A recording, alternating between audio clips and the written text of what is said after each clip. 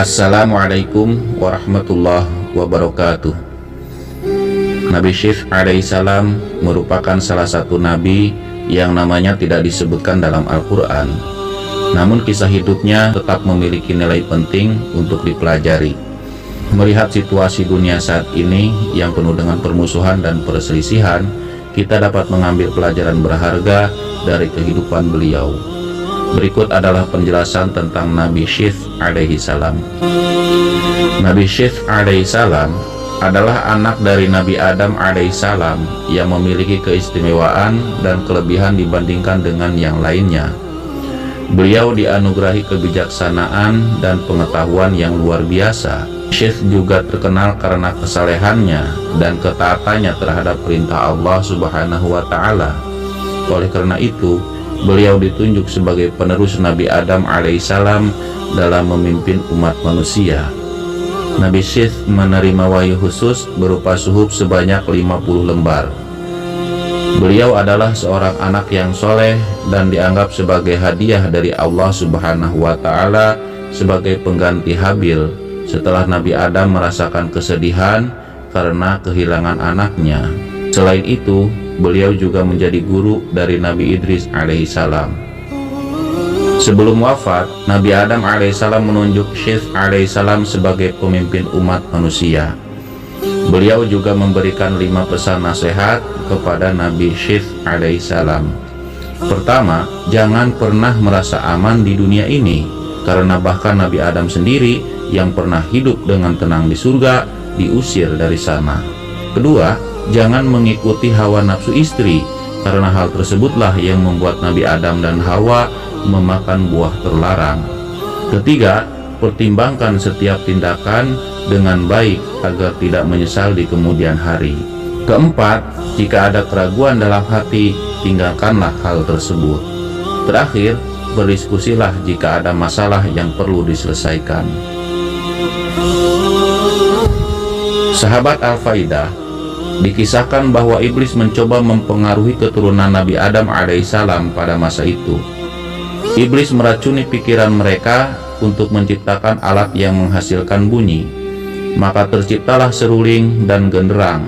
Inilah awal mula musik dalam sejarah dunia. Di sisi lain, Qabil dan keturunannya berkembang pesat dan melebihi orang-orang yang bersama Syith. Qabil memiliki sifat agresif, serakah, dan sombong. Karena sulit bergaul dengannya, ia memutuskan untuk pergi ke tempat yang jauh.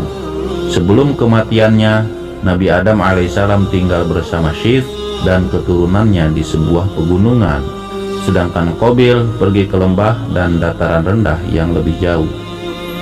Nabi Syith menerima perintah dari Allah Subhanahu wa Ta'ala untuk tidak bergaul dengan orang-orang yang pergi ke pihak Qabil. Ada perbedaan yang mencolok antara orang-orang dari kedua kelompok tersebut. Pria dari golongan Qabil memiliki penampilan yang buruk, sementara wanitanya memiliki penampilan yang cantik. Dalam kisah yang tidak bisa dipastikan kebenarannya, iblis berubah menjadi seorang lelaki muda dan menciptakan seruling. Dia memperkenalkan seruling itu kepada semua orang. Seruling itu menghasilkan suara yang belum pernah didengar sebelumnya, karena pada saat itu adalah awal dari zaman kehidupan manusia. Iblis juga membuat drum kecil dan menabuhnya. Semua orang terpesona dan mendekat untuk mendengar. Mereka menjadi terpikat dan mulai melupakan perintah Allah Subhanahu wa Ta'ala. Di sisi lain, Nabi Syith tetap teguh dalam mengingatkan umatnya tentang hal yang benar dan yang salah. Melalui musik, iblis menguasai mereka. Mereka menyelenggarakan acara di malam minggu, di mana semua orang berkumpul untuk mendengarkan musik dan menari. Hal ini terus berlanjut hingga sekarang. Pemuda dari Nabi Syith kemudian dikunjungi oleh setan yang menimbulkan keraguan di hati mereka. Setan membuat mereka bertanya-tanya mengapa mereka dilarang bergaul dengan sepupu atau kerabat mereka. Setan mempengaruhi mereka dengan pertanyaan mengenai hukum Allah Subhanahu wa Ta'ala. Beberapa dari mereka tergoda dan bergabung dengan pihak Qabil. Beberapa orang dari kaum Nabi Syith yang berada di pegunungan mulai mendengarkan seruling tersebut. Mereka menyukai suaranya dan mendekati sumber suara itu tanpa mengetahui di mana mereka berada. Para pria ini melihat wanita-wanita yang cantik di bawah gunung. Mereka mendekat dan melihat pemandangan yang memikat. Wanita-wanita ini mulai menunjukkan kecantikan mereka dan berdandan untuk menarik perhatian.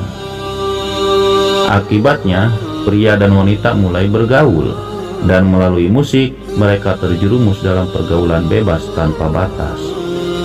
Ulama menyebutkan bahwa inilah saat awal mula terjadinya zina, ketika perzinahan dan hubungan di luar nikah dimulai. Perlahan namun pasti, dengan pengenalan seruling dan musik, dosa-dosa lain juga terjadi secara individu. Para pemuda ini kembali dan menceritakan kepada yang lain bahwa mereka telah melewatkan sesuatu yang menakjubkan. Mereka membangun kelompok yang lebih besar, dan pemuda dari pihak Nabi Syith sering pergi diam-diam ke pihak Qabil. Inilah dosa pertama yang dilakukan secara berkelompok, yaitu zina. Dosa-dosa lainnya dilakukan secara individu. Perlahan-lahan, setan menguasai manusia dari tingkat ke tingkat. Allah Subhanahu wa Ta'ala berfirman dalam Al-Quran surat An-Nur ayat 21, yang mana di dalam ayat tersebut menyebutkan agar kita sebagai manusia tidak mengikuti langkah-langkah setan yang mendorong perbuatan keji dan mungkar. Sahabat Al-Faidah, setan sangat cerdik dan memahami hati manusia.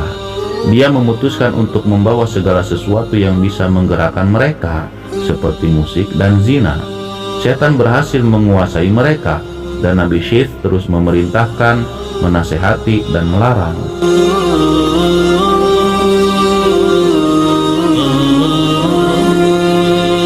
Riwayat dan ulama menyepakati bahwa dari keturunannya berasal sebagian besar para nabi. Keturunan Nabi Syith merupakan garis keturunan yang dihubungkan oleh semua nabi, sementara tidak ada yang berasal dari Qabil.